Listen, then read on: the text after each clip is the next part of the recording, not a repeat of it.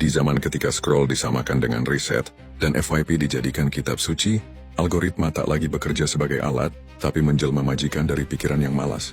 Dia bukan penjajah yang memaksa, melainkan penggoda yang menggoda. Cukup memberi ilusi bahwa kalian paham, padahal baru mampir di permukaan. Celakanya yang kalian sebut opini, seringkali cuma hasil contek dari video 60 detik, yang isinya lebih banyak ekspresi daripada substansi. Maka jangan kaget kalau yang viral bukan gagasan tapi gestur, bukan logika tapi luka batin yang dijadikan konten. Ini bukan era nalar, tapi zaman mental popcorn, di mana meledak cepat, hilang lebih cepat dan ramai di permukaan, tapi kosong di kedalaman. Lantas apa buktinya? TikTok misalnya, ia bukan lagi platform ekspresi, tapi reaktor emosi. Berdasarkan data Sensor Tower dan data Reportal, lebih dari 60% kontennya bukan argumen, tapi luapan seperti marah, sedih, dan tertawa.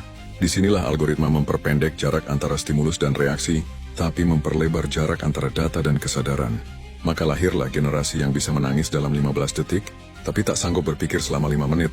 Chico Blade menyebutnya sebagai refleks tanpa refleksi, reaksi cepat, renungan lenyap. Lanjut ke Instagram yang tak kalah tragis.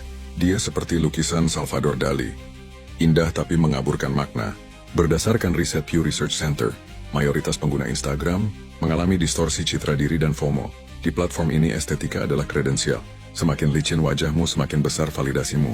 Chico Blade menyebutnya sebagai estetikalisme buta, di mana selfie lebih viral dari self-awareness. Lanjut ke Facebook kini seperti museum digital, tua, berdebu, tapi masih ramai dikunjungi untuk bertengkar. Mari Media Lab menyebutkan, hoax menyebar 6 kali lebih cepat di Facebook. Maka jangan heran jika kolom komentar berubah jadi ring tinju antar asumsi, bukan ruang diskusi.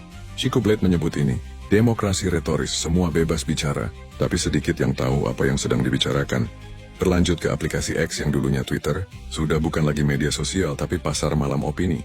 Trending topik bukan ditentukan oleh relevansi, tapi oleh volume kebisingan. Opini ekstrim disamakan dengan kejujuran padahal cuma impuls. Chico Blade menyebutnya sebagai ekonomi amarah, di mana emosi dikapitalisasi, logika dikorbankan. YouTube masih memberi ruang untuk kedalaman, tapi bahkan ia tak kebal dari algoritma. Edukasi masih hidup, tapi sering terkubur oleh prank murahan dan drama receh.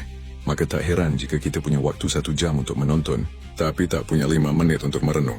Chico Blade menyebut ini, maraton kosong, durasi panjang tanpa kedalaman.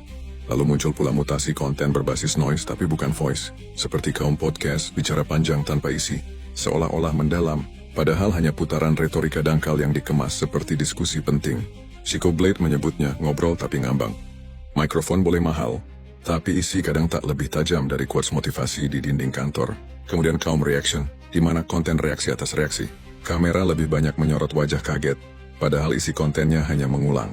Chico Blade menyebutnya, refleksi kosong, merasa terlibat, padahal cuma menumpang popularitas dari konten orang lain.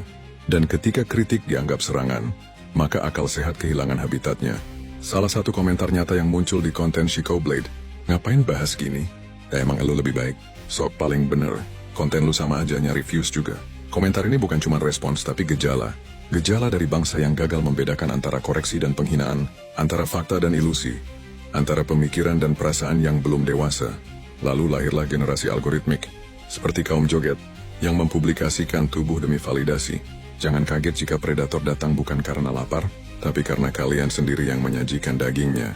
Kaum prank, yang menjual harga diri demi recehan views. Kaum motivator murahan, yang teriak semangat tapi nalar kosong. Kaum dukun dan filsafat konyol, yang kutip Nietzsche dan kutipan lainnya untuk caption, bukan kontemplasi. Kaum standarisasi, yang pakai standar sosial media untuk semua hal, termasuk harga diri. Kaum donasi, yang menjadikan penderitaan sebagai etalase monetisasi. Kaum agamis palsu, yang isi kajiannya bukan moral tapi jargon. Kaum anti kritik yang teriak santai dong hidup, tapi baper saat disebut mental gratisan. Kaum anti korupsi panggung, yang ramai di spanduk, tapi menjara isi mobil kecelakaan. Dan semua itu terjadi karena satu hal. Penjajah zaman ini tak perlu senjata, cukup bikin kalian nyaman dalam kebodohan yang kalian sebut hiburan. Lalu kalian berteriak, bangsa ini harus maju, dan anak muda harus cerdas. Tapi Chico Blade hanya bertanya di balik teriakan kalian itu. Apakah dengan otak yang sudah disewakan ke algoritma? Apakah dengan jari yang lebih cepat dari akal? Dengan logika yang dikalahkan oleh views dan validasi? Ingat, maksiat terlahir dari kebodohan yang dipelihara karena ilusi, dan kebodohan hasil ilusi. Terlahir bangsa yang rusak. Lalu apa solusinya? Bukan musuhi algoritma tapi kuasai. Bukan tinggalkan medsos tapi rebut kendali. Langkahnya sederhana tapi tak populer. Pertama, kurasi konten sendiri. Algoritma mengikuti kebiasaan. Suka kebodohan? Maka itulah yang akan kalian lihat setiap hari. Kedua, biasakan verifikasi. Jangan hanya baca judul, baca konteks, cek sumber, karena kebenaran tak selalu tampil di headline. Ketiga, baca lambat. Sediakan waktu untuk membaca yang tidak viral, karena kedalaman tidak akan pernah trending. Keempat, diskusi tanpa emosi. Bedakan kritik dan pendapat bukan serangan. Jangan cepat tersinggung tapi cepatlah berpikir.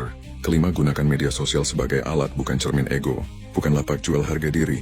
Validasi bukan dari likes tapi dari akurasi berpikir. Psychoblade tak hadir untuk menyenangkan, tapi untuk mengguncang. Jika ada yang bilang narasi ini terlalu tajam, Psychoblade akan menjawab, tajam itu perlu untuk membedakan antara daging dan tulang, antara fakta dan fata morgana, antara berpikir dan sekadar ikut-ikutan. Karena Psychoblade tidak lahir dari cahaya atau gelap, tapi dari ruang abu-abu yang ditempa oleh pengalaman, bukan sebagai korban tapi sebagai mantan pelaku untuk membedah pola para pelaku. Dan jika kalian merasa narasi ini membuka ruang berpikir, uji logikanya di kolom komentar. Kalian boleh setuju, boleh tidak.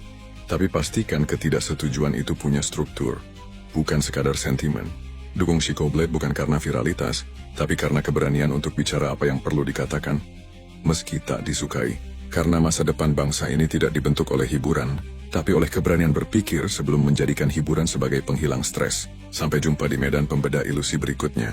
Salam hormat dari saya, Psychoblade.